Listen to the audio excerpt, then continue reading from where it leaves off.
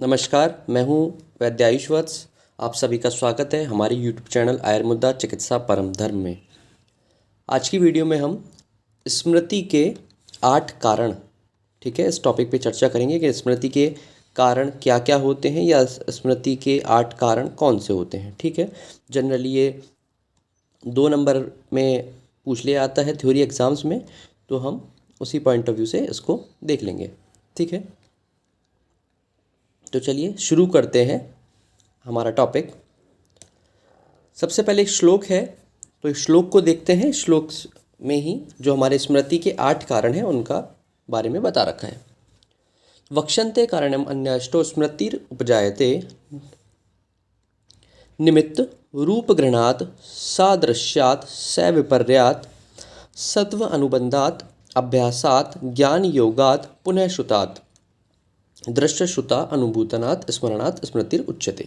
ठीक है, तो कुल मिलाकर 8 जो हमारे स्मृति के कारण हैं उनको यहाँ पर बता रखा है। कौन कौन से हैं? निमित्त, रूप ग्रहण, सादृश्य, सविपर्य, ठीक है, सत्व अनुबंध, अभ्यास, ज्ञान योग और पुनः श्रुत। ठीक है, ये हमारे टोटल 8 हो जाया करते हैं। ठीक है, और ये जो श्लोक है, उक्त श्लोक ये चरक संहिता शारीर स्थान अध्याय 1 से लिया गया है या अध्याय 1 का है। ठीक है, जहाँ पर स्मृति के 8 कारण बता रखे हैं। अब एक एक करके इनको समझ लेते हैं कि किसका क्या अर्थ है, किसको किस तरीके से समझना चाहिए। सबसे पहले बात करें तो आ रखा है हमारा निमित्त। ठीक है, निमित्त जो बेसिकली स्मृति का एक कारण है, इसको इस तरीके से बोला गया है कि किसी भी हेतु लक्षण को देखकर ना उसके कह सकते हैं कि उसके जो हमारा कार्य है उसका पता लगाना। ठीक है, यानी किसी कारण को देखकर, किसी है ना कारण को देखकर उसके कार्य का जब बोध होता है, ठीक है, तो उसे यहाँ पर निमित्त बोल रखा है। जैसे इसके एग्जाम्पल आचार्य चक्रपाणी ने दिया है जब टीका की गई है, तो उसमें उन्होंने बता रखा है कि जिस प्रकार से एक कुम्हार को देख के, है ना, उसके घट का, है ना, तो कुम्हार क्या है? वो कारण है। ठीक है, और उसका कार्य क्या है? घड़ा बनाना। तो एक कुम्हार को देख के घट का जब स्मरण होता है तो वो जो है वो निमित्त का एक उन्होंने एग्जाम्पल दे रखा है।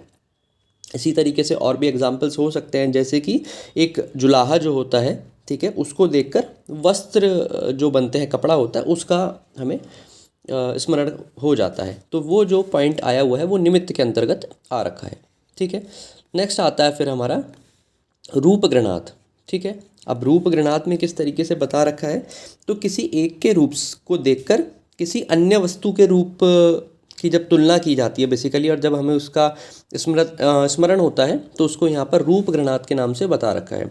एग्जाम्पल के तौर पे देखें तो आचार्य चक्रपाणी बोलते हैं कि वन में गवय को देखकर गौ का स्मरण करना।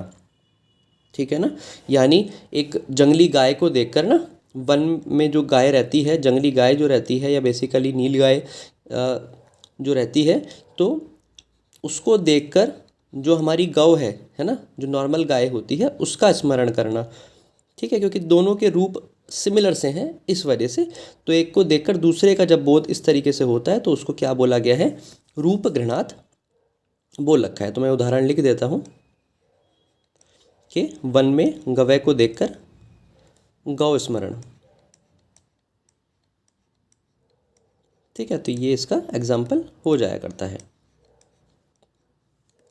नेक्स्ट आता है फिर हमारा सादृश्य। अब ये सादृश्य किस तरीके से है और इसमें देखते हैं इसको।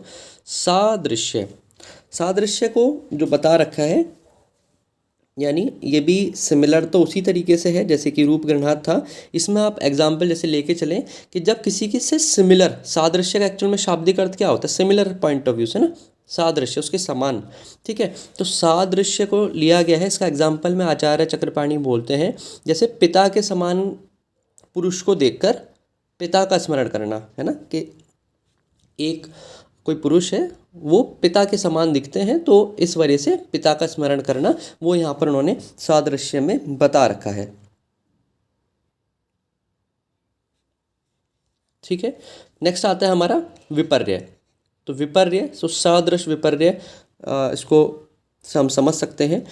तो उसमें क्या है, किसी एक को देखकर दूसरे के बारे में उसको हमें समझना। ठीक है, जैसे आचार्य चक्रपाणि ने इसमें एग्जाम्पल दे रखा है कि किसी कुरूप को देखकर, कुरूप मतलब अगली, है ना, किसी कुरूप को देखकर किसी सुरूप को याद करना। ठीक है ना, किसी कुरूप को देखकर किसी स्वरूप को स्मरण करना जो है वो हमारा किसके अंतर्गत आता है, साविपर्य। कि हमने देखा तो कुरूप था, लेकिन हमें स्मरण किसका हुआ, किसी स्वरूप का हुआ, है ना। तो वो जैसे बता रखा है ना। और इसमें एग्जाम्पल की एक और बात करें, जैसे किसी मूर्ख को देखकर, है ना, कि कोई व्यक्ति बहुत ज़्यादा मूर्ख है तो उस समय पर हमें किसी विद्वान का या किसी पंडित आदमी का हमें स्मरण होना, तो वो विपर्य कि देखा हमने किसी को और उसके विपरीत का हमें बोध हुआ। ठीक है, या फिर किसी उसको देख कर ना, कि गरीब को देखकर, कोई बहुत ज़्यादा गरीब है उसको हमने देखा, तो उसको देखकर हमें किसी धनी व्यक्ति का या किसी ऐसे जो बहुत ज़्यादा धनवान है उसका हमें स्मरण हुआ। कि जैसे कि कोई गरीब हमने देखा तो हम लोग जनरली कैसे बात करते हैं, यार इसे भगवान ने कुछ नहीं दिया, और एक वो लोग हैं जिन्हें सब कुछ दिया है, तो वो लोग करके हम उन्हें बोल देते हैं कि ना, किसी एक का स्मरण करके, या माइंड में किसी की पिक्चर चलती है। तो ऐसे स्मरण होना जो है ना, कि एक के बदले में दूसरे विपरीत का जब स्मरण होता है तो उसको सविपर्य करके बता रखा है। फिर नेक्स्ट आता है हमारा कौन सा, सत्वानुबंध। तो सत्वानुबंध का मतलब ये है कि जब आपका मन, ठीक है, सत्व, इसका अनुबंध जिस भी विषय के साथ होगा उस चीज़ का स्मरण हो जाएगा। ठीक है, जैसे कि अब आपके सामने बहुत सारी चीज़ें रखी हैं, ठीक है, आप कहीं बैठे हो या फिर आप कहीं भी हैं और आपके सामने बहुत सारी चीज़ें रखी हैं, लेकिन आप किसी दूसरे विषय के बारे में सोच रहे हो। जैसे कॉमनली अगर देखा जाए तो क्लास में बैठे हैं, लेक्चर चल रहा है, कोई भी टॉपिक एक चल रहा है, लेकिन हम कहीं और ही खो रखे हैं, हम किसी और विषय के बारे में सोच रहे हैं, उसका स्मरण कर रहे हैं। तो वो जो अवस्था आती है, वो जो एग्जाम्पल है, वो सत्वानुबंध का एग्जाम्पल के तौर पर आया करता है, कि मन का जिस विषय के साथ में अनुबंध होगा वो हम उसका स्मरण हमें हो जाएगा। ठीक है, नेक्स्ट आता है हमारा कौन सा, अभ्यास। ठीक है, तो अभ्यास को तो वैसे ही बहुत ज़्यादा महत्व दिया गया है कि बार बार अभ्यास करेंगे तो स्मरण तो अपने आप हो ही जाएगा, है ना। तो अभ्यास का तो वैसे ही बता रखा है, जैसे कि हम लोग एक सूत्र भी सुनते हैं ना, करत करत अभ्यास के जड़मति होत सुजान।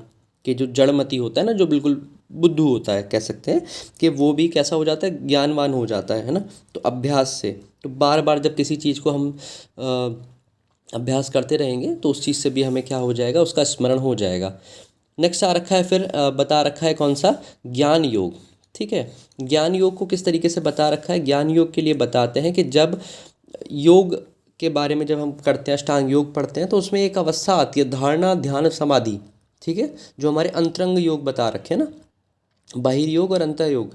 तो उसमें जो हमारी धारणा ध्यान समाधि, ठीक है ना, इनके पश्चात में जब हमें ज्ञान का बोध होता है ना, या इनकी सिद्धि के बाद में जब ज्ञान होता है, तो उसको क्या बोला गया है, उसको ज्ञान योग बोला गया है। तो धारणा ध्यान और समाधि, इनकी सिद्धि के बाद में जब हमें क्या हो, ज्ञान हो जाता है, तो उसको जो बोला गया है वो ज्ञान योग, वहाँ पर स्मरण का एक कारण उन्होंने बता रखा है। ठीक है, और लास्ट आता है हमारा फिर पुनः शुद्ध समाधि की सिद्धि। ठीक है, फिर आता है हमारा कौन सा, पुनःश्रुत। तो पुनःश्रुत में क्या बता रखा है, पुनःश्रुत मतलब जब बार बार कोई भी चीज़ सुनी गई हो, ठीक है ना, तो उसको पुनःश्रुत करके, जैसे बार बार किसी चीज़ को सुनने से, देखने से, या फिर इसका बहुत अच्छा सा एग्जाम्पल है, क्लास में क्या हुआ, हमने कोई श्लोक याद किया था, अजीर्ण का लक्षण या जीर्ण का लक्षण, ठीक है ना, उद्गार शुद्धि उत्साह वेग उत्सर्गो यथोचिता, जो भी हमने कोई एक श्लोक याद करा, और वो क्या हुआ, हम उसकी श्लोक को भूल गए। ठीक है, कि हम कई बार क्या होता है, माइंड से स्लिप हो जाता है, हम भूल जाते हैं। तो क्या होता है कि अगर कोई उसका स्टार्टिंग वाला श्लोक का स्टार्टिंग टर्म बता दे, कहाँ से वो श्लोक स्टार्ट हो रहा था, तो हमें बाकी की सारी चीज़ें याद आ जाती हैं, है ना। तो वो क्या है, वो पुनः श्रुतार्थ का ही एक तरीके से एग्जाम्पल है, कि थोड़ा सा वो कोई सुन लें उसे, या उसका कोई एक वर्ड सामने हम देख लें, या जरा सा भी हम, जैसे कई बार होता है ना कि हमें कोई चीज़ याद नहीं हो, सामने जरा सा कोई वर्ड पता लग जाए, कुछ आ जाए, तो उससे रिलेटेड जो भी चीज़ें होती हैं वो माइंड में रिकॉल हो जाती हैं। तो वो जो एग्जाम्पल आता है वो पुनः श्रुतार्थ, या फिर हमारे दृष्टात या अनुभूतात करके जो बता रखा है लास्ट में, वो इसके अंतर्गत आया करता है। ठीक है, तो इसके साथ ये थे हमारे स्मृति के 8 कारण। आज की वीडियो में इतना ही। फिर उपस्थित होंगे एक नई वीडियो के साथ। धन्यवाद।